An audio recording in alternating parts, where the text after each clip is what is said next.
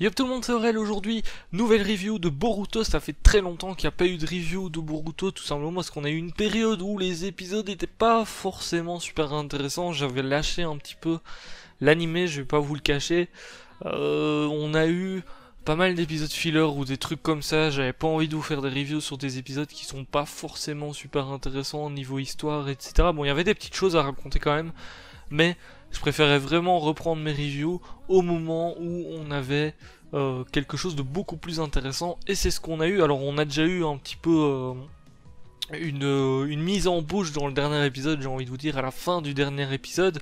Donc l'équipe 7 est partie en mission, et à la fin du dernier épisode, il tombe contre une bête que l'on reconnaît, c'est Zetsu blanc, enfin un Zetsu assez modifié quand même par rapport au Zetsu blanc qu'on connaît. Ici on dirait une fusion entre plusieurs Zetsu qui a mal tourné, le truc est dégueulasse. Euh, on va pas se cacher que niveau design, voilà quoi, c'est vraiment une expérience qui a mal tourné.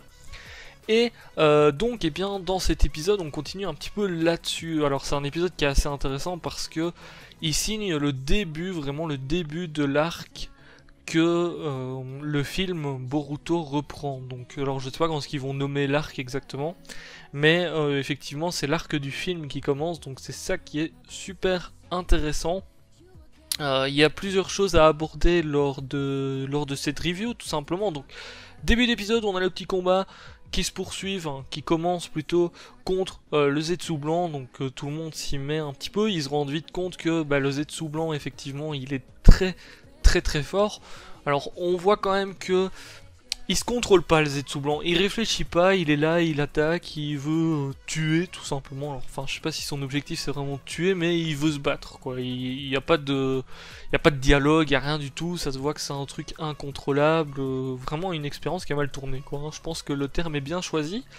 Et donc, on a dans cet épisode quelques explications au niveau du clan de Kaguya, tout simplement parce que c'est vrai que pour ceux qui n'ont pas vu Naruto, et surtout Naruto Shippuden, surtout la fin de Naruto Shippuden, ça peut sembler un petit peu chaud à comprendre. Et moi je pense qu'il devrait faire un épisode consacré un petit peu à l'histoire du clan Otsutsuki, histoire que ceux qui n'ont pas vu tout Naruto Shippuden ou autre puissent se mettre aussi à Naruto en comprenant bien ce qui se passe au niveau de cet arc, parce que je sais pas si les arcs qui suivront auront un rapport direct avec Naruto Shippuden ou Naruto, enfin ce qui se passe dans les deux, mais je pense que ça serait bien parce que à mon avis il y a des gens qui ont commencé peut-être Boruto et qui n'ont pas forcément regardé Naruto et Naruto Shippuden.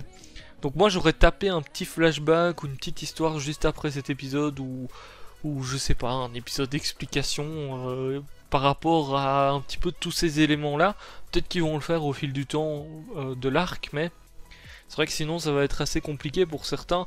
Même moi qui ai vu Naruto Shippuden et Naruto, j'aimerais bien revoir un petit peu ça, histoire de bien être dans le truc quoi. Enfin voilà, je pense qu'il manque un petit peu d'explication. En tout cas, ils expliquent un petit peu effectivement que les Zetsu avaient été créés par Kaguya, etc. Mais c'est vraiment dit très rapidement. Ils combattent du coup les Zetsu blancs qui a pas mal de techniques différentes, de types différents, de types de techniques différents plutôt. Donc c'est assez intéressant parce que dans des combats comme ça, où l'adversaire utilise plusieurs sortes de techniques, eh bien, le fait d'être plusieurs et de pouvoir aussi utiliser plusieurs sortes de techniques, c'est assez... c'est pas un avantage, mais t'es pas désavantagé, quoi, par rapport à l'adversaire. Et c'est d'ailleurs ce qui se passe dans l'épisode. À un moment donné, ils contrent tous, avec l'une de leurs techniques, un type de technique de l'ennemi. Donc, bon, combat, ma foi... rien d'exceptionnel, ça se voit que le Zetsu est quand même très puissant, même pour Konohamaru. Bon, je suppose qu'il a pas tout montré de ce qu'il sait faire, mais c'est vrai qu'il est assez puissant. Au fil de l'épisode, on a d'ailleurs Boruto qui commence à se poser de plus en plus de questions, justement, parce qu'il réalise que, là, ils sont vraiment en bas de l'échelle, quoi, niveau puissance et tout, et d'ailleurs Konohamaru le dit, ici c'est... Enfin, l'histoire de Zetsu blanc et tout, c'est quelque chose d'une autre dimension par rapport à la puissance. Hein. C'est vrai que les attaques de Boruto, Sarada... Alors Mitsuki, c'est vrai qu'il est toujours en mode je me cache par rapport à ce que je sais faire, donc ça resterait à voir, mais c'est vrai qu'il montre pas tout ce qu'il sait faire devant Boruto, Sarada et Konohamaru. Du coup, Lui, je le mettrai à part, mais c'est vrai qu'au niveau de Boruto et Sarada, ben, on se rend vite compte qu'ils n'ont pas la puissance pour des adversaires comme ça. Et d'ailleurs, Boruto se pose la question pendant tout l'épisode, ça se voit que à chaque fois qu'il fait une action et qu'il voit que ça fonctionne pas contre le Zetsu, bah, il est un petit peu en mode oh non, c'est pas vrai, il faut que je devienne plus fort. Notamment, il utilise aussi les petits objets là que je sais plus là que le gars lui avait donné et qui lui permettent d'utiliser certaines petites techniques, donc une petite technique qui est aveugle par exemple, etc. Mais même avec ça, ben, c'est vrai qu'il n'est pas encore au top du top. Donc ils élaborent une petite stratégie tout simplement. Ils se rendent vite compte qu'il est dans une grotte où il y avait plein de Zetsu qui avaient été créés et qui étaient élevés. Ils essayent de retrouver le Zetsu blanc parce qu'il s'était enfoui. Et donc ils commencent à le combattre. Au niveau du combat, on a Boruto à un moment donné. Enfin, Konohamaru au début voulait pas emmener Sarada, etc. parce qu'ils sont pas assez forts. Et il dit bien, bon, ok, on le fait ensemble, mais ne prenez pas d'initiative ou des choses comme ça. Bon, évidemment, comme d'habitude, Boruto n'en fait qu'à sa tête, et c'est surtout là où il a le déclic. Il décide de profiter d'un moment de faiblesse du Zetsu blanc pour l'attaquer tout simplement par derrière, et bah, le Zetsu blanc malheureusement se retourne. Déjà, l'attaque de Boruto n'a rien fait, très clairement, ça n'a rien fait du tout. Le Zetsu blanc se retourne et plaque Boruto à terre. Donc là, il est vraiment en mode ok, je suis pas assez fort. D'ailleurs, je me demande comment... Enfin, parce que Boruto, voilà, il essaye déjà un petit peu de tricher avec ses artefacts là. Donc, je pense que ça en est pas fini là. Et d'après la preview, c'est pas fini hein, au niveau de ces petits objets là, qui l'aident un petit peu à utiliser des techniques.